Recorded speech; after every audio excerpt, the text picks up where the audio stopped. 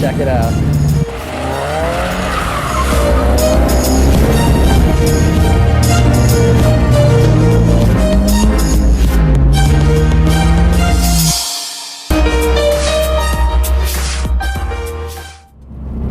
What's up, everybody? Super Duper fan here for weekly update number 50 on this Friday. So, what's new with the BRZ? Well, nothing, and I'll first address the huge elephant in the room. Why am I filming this in the dark? Well, I'm technically filming this on Thursday night because I'm working on a secret project I can't tell you guys about. I've signed an NDA and all this kind of stuff. Has nothing to do with the channel, so don't get super excited or anything. It's fun, and I'll be able to tell you more about it several months from now. But working on something, and I wasn't expecting to film this at night, but I've been doing like 12-hour days every day this week, and tomorrow they need me again. I didn't think they would, but they do. So be doing some stuff tomorrow as well. So filming this on Thursday night for you guys, and so yeah, nothing really new with the BRZ, but I just thought I'd give you that little update on what's going on with me. And so for those of you that are curious about what it is I'm up to, you can probably get some hints from the live stream that I did last week, where I talked about the other things that I do outside of my YouTube channel, and so you might be able to figure out kind of what it is that I'm doing, but yeah, let me leave you with that little teaser. So yeah, I'll send it back to me at the news desk for this week's news. Right, so for this week's news, first thing is there may be hope for the 2015 Subaru Legacy after all. There was a new insider report this week that was saying that in the refresh, 3 years from now or so, they're thinking about coming out with a smaller 6-cylinder engine and possibly a turbocharged version yet again. It's actually going to be a sporty model. And they're saying they want to do this because the current 3.6 liter flat 6 is actually pretty fuel inefficient, and it's not very good on gas. And with especially now with the new WRX having this new engine that's really good on gas, plus they have a CVT transmission in the new WRX as an option. So literally all they would have to do is take the WRX engine and transmission, put it in the Legacy, and you're done. That's it. They could do just that and I would be happy. And so if they want to keep it with an automatic for the Legacy, they could still do that. You don't have to even put the manual transmission, but even that is very easy. Just swap in the manual from the WRX and we'd all be happy. So very easy for Subaru to do, and these sources are saying that there's a good chance they will do that, but not till a mid-cycle refresh, which is 3 years from now. That's annoying though, to have to wait another 3 years to hopefully have a sporty performance model. Maybe they'll rush it if enough people demand this, but hopefully if they do wait till the refresh, maybe they'll refresh the car to actually look like the concept version and not wimp out in the styling this time.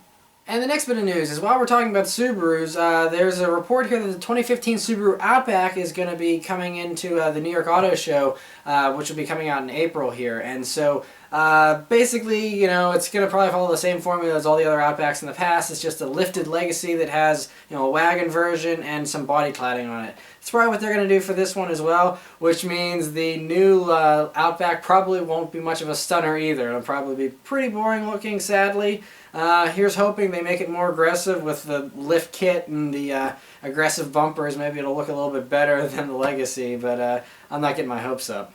Speaking of another thing that's not really much of a surprise, the BMW M4 convertible was outspied, and it doesn't really have much camo on, probably because BMW realizes, there's no need for camo. So it's basically an M4 with a retractable hardtop, just like the M3 had. So not a whole lot of surprises there, pretty predictable, looks about how you would expect an M4 convertible to look.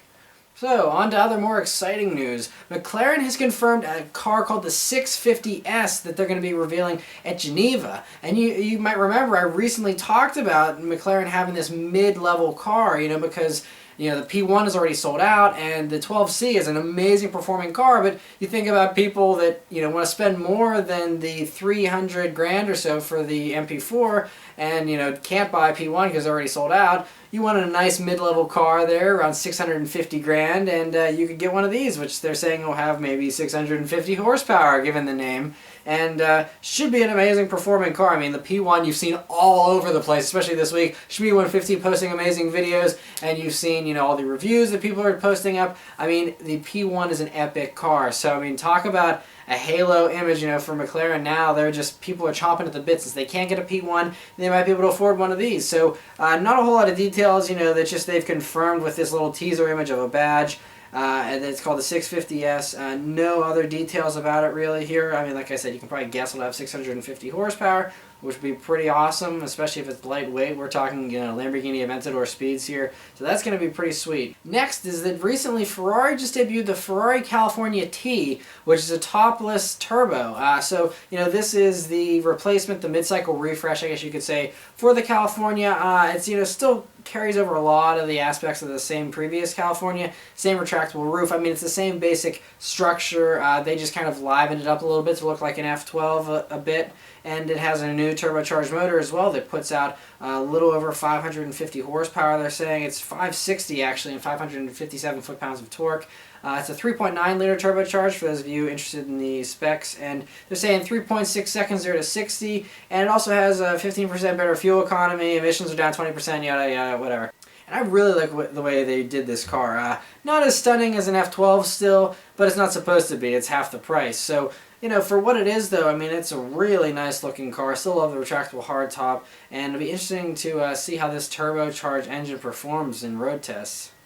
Next is that Mercedes has officially debuted the 2015 S-Class Coupe, which looks really spectacular. I mean, front end is basically the same as an S-Class. Back end is very swoopy looking, looks a lot like the concept that premiered. And I mean, the thing that really strikes me about this car is the side of it. Those body lines, it just looks striking from the side shot. It's just really nice. It has the epic S-Class interior that we're used to now, and it's just... Man, Mercedes is on a roll with cars. Of all the 3 German brands, Mercedes is putting out the stuff that really wows me recently. I love that thing. So, yeah, I can't wait to see those on the streets. Next is that Audi debuted a little hatchback, based on the A1. It's called the S1, and it's 228 horsepower, and it has the same 4-cylinder turbocharged engine you get in all the Golf GTIs and all that kind of stuff. And I mean, they're saying 5.8 seconds 0 to 60, and it gets an average of 33.6 miles per gallon. They're saying here, 155 mile per hour top speed. Pretty quick little car. There's no official pricing because we're not going to be getting it here in America, sadly. But for you guys over in the UK and stuff, I mean, it's a pretty affordable car, for an Audi. It's pretty cheap. So, pretty sweet car. Too bad we don't get it here in America.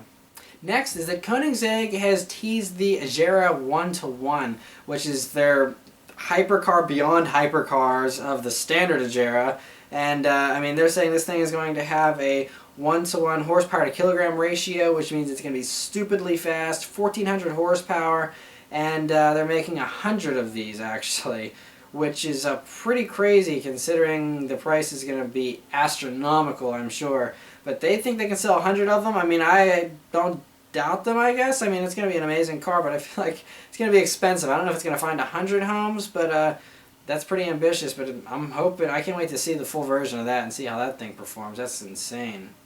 Next is, and some of you actually asked me about this last week, so I'm glad I got some information here on it.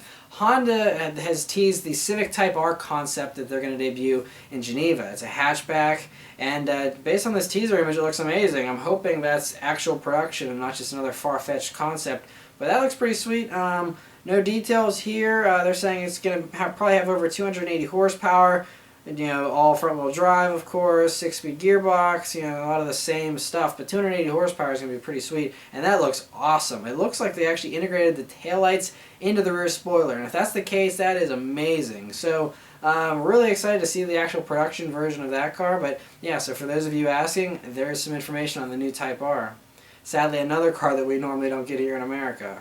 And one other little thing that I mentioned, I was talking about the Chicago Auto Show last week, and one car that got left out was the new Veloster that I talked about a couple weeks ago. I said they're going to be bringing a new Veloster to Chicago, and they did. It's called the Veloster Reflex, with a colon in the middle of re and flex. And basically they just put a bunch of chrome on it. So yeah, that's it for that car. Pretty dumb idea, but hey, whatever. And lastly, the Mazda Miata has celebrated its 25th birthday, and I mean, a lot of you have asked me, and I answered this in the live stream, but I even got another question again this week. If I want to spend $5,000 or $10,000 on a fun little car, what should I get?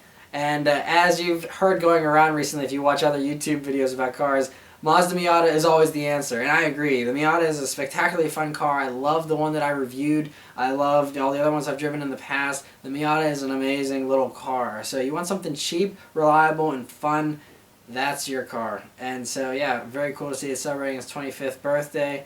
And, yeah, so all you Miata owners out there, take them for a drive and have some fun this weekend.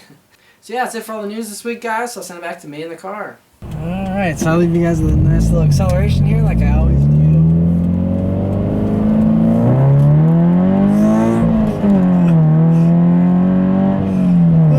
Yes, sir. So exciting. So, yeah, thanks for watching, guys, and I'll see you next week. Take care.